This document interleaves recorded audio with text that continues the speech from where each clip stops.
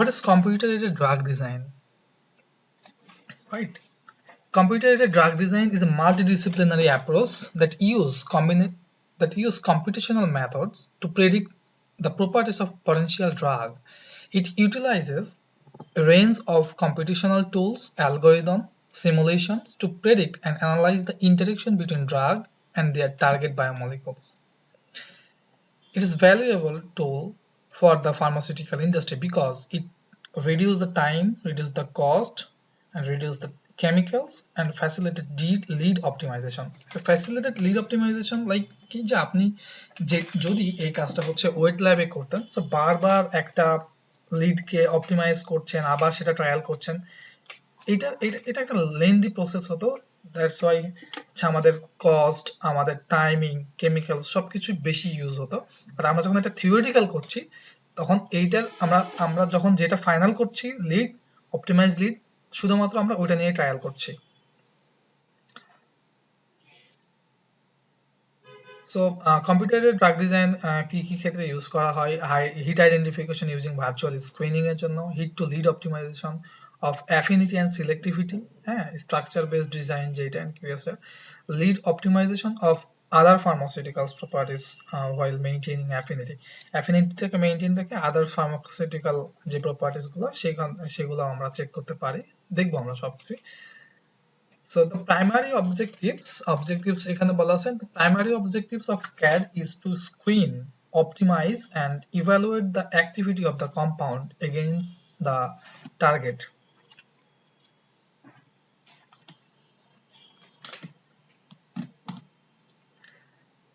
The advancement in CADD is based on similarity, target identification, structure prediction, binding site cavity and validation. The advancement in CADD সেটা কি যে based on similarity, target identification করতে পারেন এটা হচ্ছে স্ট্রাকচারটা prediction করা যায় এবং মোস্ট আরেকটা যেটা সেটা হচ্ছে যে বাইন্ডিং সাইট অর প্রোটিনের কোন একটা প্রোটিনের অ্যাক্টিভ সাইট অ্যাক্টিভ ক্যাভিটি যেটা বলে পটেনশিয়াল ক্যাভিটি বলে এটা হচ্ছে আমরা ভ্যালিডেট করতে পারি এরপরে কি করতে পারি understanding the ligand protein interaction along the screening vast set of compounds আমরা একটা কম্পাউন্ড লাইব্রেরি যদি স্ক্রিন করাই সেখান থেকে আমরা প্রোটিন লিগ্যান্ড ইন্টারঅ্যাকশনটা কেমন একটা পার্টিকুলার প্রোটিনের এগেইনস্টে লটস অফ ড্রাগ একটা লাইব্রেরি ক্রিয়েট করে সেই ড্রাগ কম্পাউন্ডগুলোর ইন্টারঅ্যাকশন কেমন সেটা চেক করতে পারি সো এখানে কিছু লিস্টেড ড্রাগ আছে যেগুলা কম্পিউটার এডেড ড্রাগ ডিজাইনিং এর মাধ্যমে ডেভেলপ করা ড্রাগ যাদের পিছনে কম্পিউটার এডেড ড্রাগ ডিজাইনের একটা অবদান আছে এবং এগুলা বাজারে এস্টাবলিশ তার মধ্যে হচ্ছে এইডস আছে হাইপারটেনশন আছে এভিয়ান ইনফ্লুয়েঞ্জা এ এবং বি আছে গ্লুকোমা আছে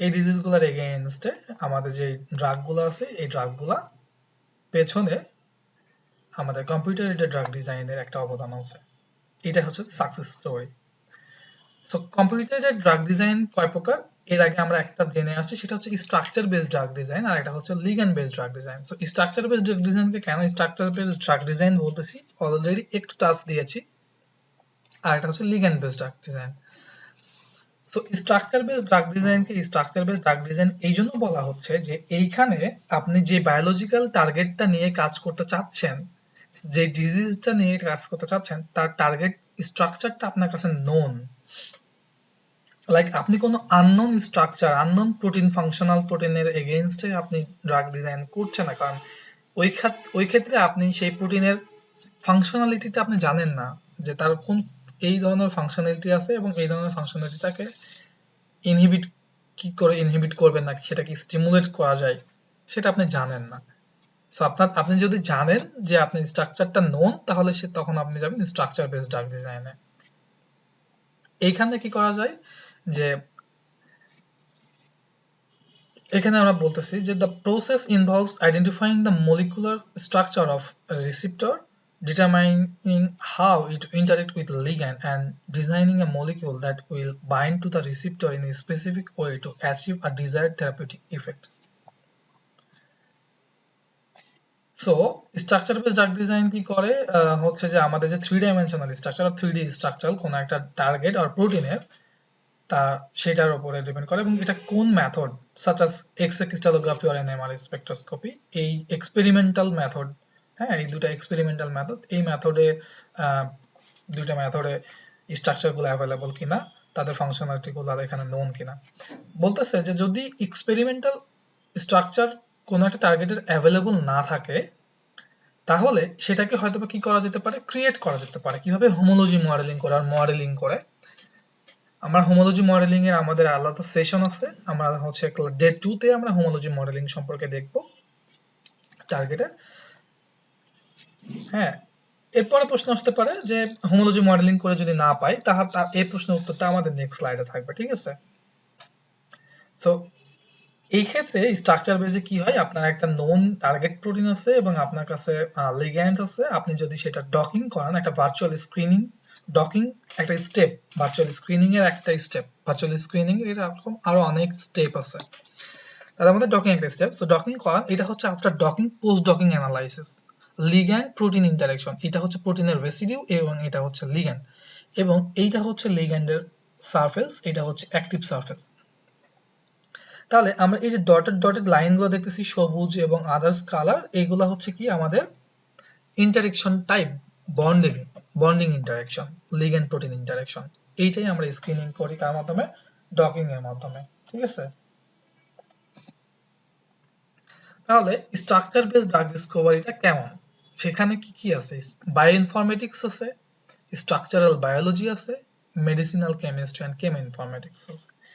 সো ওভারঅলি আমরা যদি হচ্ছে স্ট্রাকচার বেসড ড্রাগ ডিজাইনের একটা ফ্লো চার্ট তৈরি করতে চাই বা একটা হচ্ছে ওভারভিউ ক্রিয়েট করতে চাই, তাহলে আপনাকে টার্গেট আইডেন্টিফিকেশন আর ডিজিজ আইডেন্টিফাই করা লাগবে, এইটার প্রোটিন স্ট্রাকচার প্রেডিক্ট করতে হবে, আর আপনার কাছে এটা নোন থাকতে হবে, এটাকে পিপিআর করতে হবে, এটাকে অপটিমাইজ করতে হবে, এন্ড দেন প্রোটিনের এগেইনস্টে ইফেক্টিভ পটেনশিয়াল ড্রাগ কালেক্ট করতে হবে, সেটা মডেলিং করতে হবে, সেটা অপটিমাইজ করতে হবে। এরপরে স্ক্রিনিং করতে পারেন লিগ্যান্ড প্রোটিন ইন্টারঅ্যাকশন দিয়ে, নন বন্ডিং ইন্টারঅ্যাকশন দিয়ে। এরপরে মলিকুলার ডাইনামিক সিমুলেশন আছে, যেখানে আমরা স্টেবিলিটি চেক করি কোনো একটা লিগ্যান্ড প্রোটিনের, বেসিক্যালি ইন্টারঅ্যাকশনটা কেমন, স্টেবল, এবং আদার্স কিছু প্রপার্টিজ আছে, তার বাইন্ডিং এনার্জিটা কেমন। এবং আমরা এই যে ড্রাগগুলোকে ড্রাগ হিসেবে মানে সাজেস্ট করতেছি, তাদেরকে ভ্যালিডেট করার জন্য pharmacokinetics properties like drug likeness properties, Lipinski's rule আছে, যেখানে অ্যাডমেট অ্যানালাইসিস আছে, ফিজিকোকেমিক্যাল প্রপার্টিজ আছে। আমরা সবগুলো আস্তে আস্তে প্রত্যেকটা ক্লাসে দেখব, আমাদের প্রত্যেকটার জন্য আলাদা আলাদা ক্লাস আছে এখানে। হ্যাঁ, সো লিগ্যান্ড বেজ, ওই যে বললাম লিগ্যান্ড বেজে আমরা কখন আসবো, তাহলে ওই যে বললাম যে যদি একটা প্রোটিনের স্ট্রাকচার থাকে তাহলে তো সেটা হচ্ছে কি স্ট্রাকচার বেসড ড্রাগ ডিজাইন, আর যদি প্রোটিনের স্ট্রাকচার না থাকে আমরা তাহলে হয়তো হোমোলজি মডেলিং করতে পারি। হোমোলজি মডেলিং কখন করতে পারবো? যখন ওই প্রোটিন সিকোয়েন্সের সিমিলার কোনো প্রোটিন সিকোয়েন্স একটা নির্দিষ্ট পরিমাণ ফ্রিকোয়েন্সি ম্যাচ করে, সেটা একটা হচ্ছে ভ্যালু আছে, যে এই ভ্যালু পর্যন্ত সিকোয়েন্স ম্যাচ না করলে সেটাকে আমরা হোমোলজি মডেলিং করতে পারবো না। সো যদি এটাও না করে তখন আমরা যাব হচ্ছে ligand based drug design. Ligand based drug ডিজাইনে কি হয়, এখানে আপনার কাছে টার্গেট স্ট্রাকচারটা আননোন, আপনার এখানে পুরোটাই হচ্ছে লিগ্যান্ডের ইনফরমেশনগুলো আপনার কাছে নোন।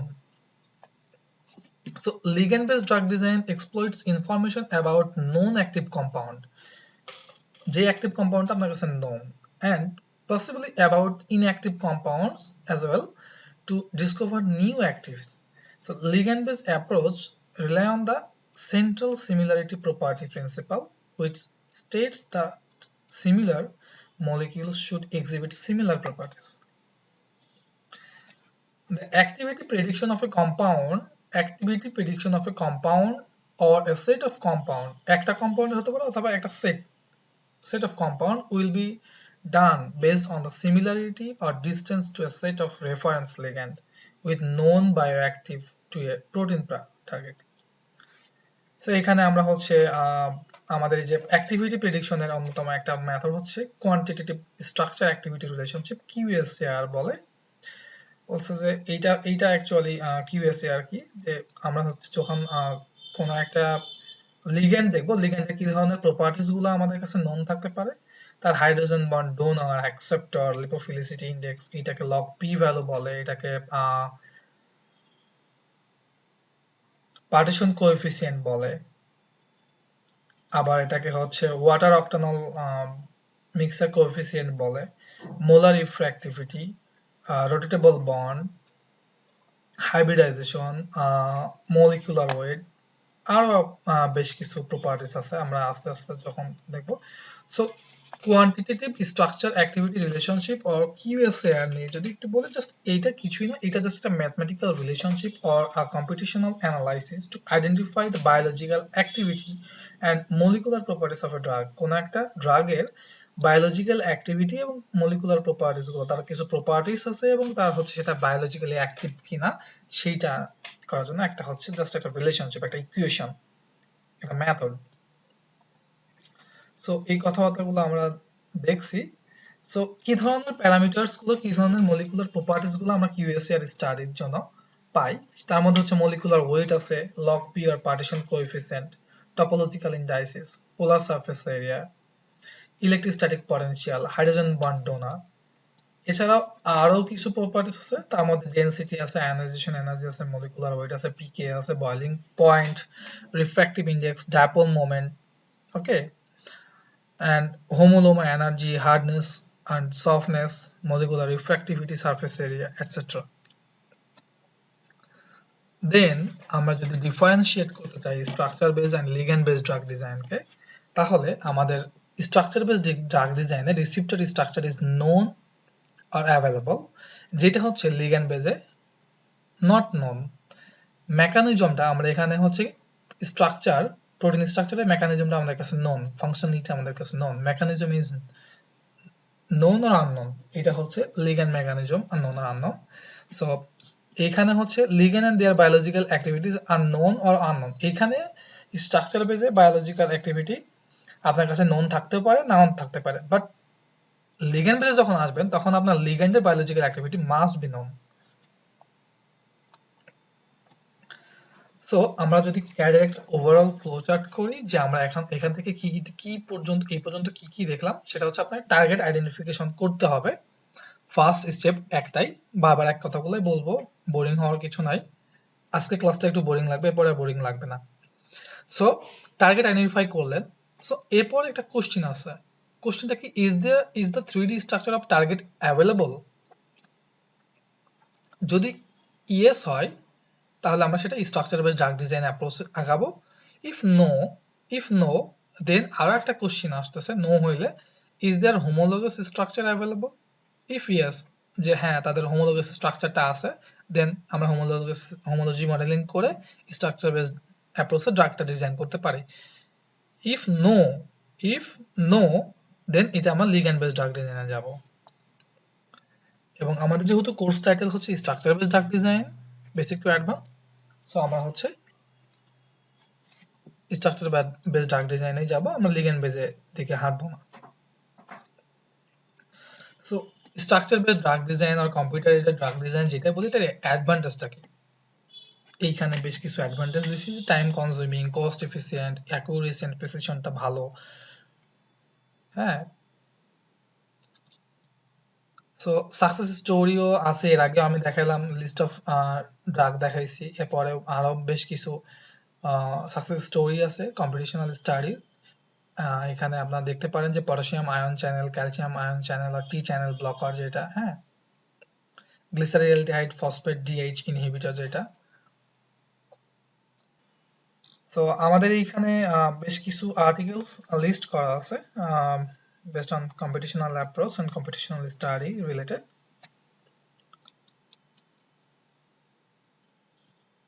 And এখানে কিছু পাবলিকেশন আছে।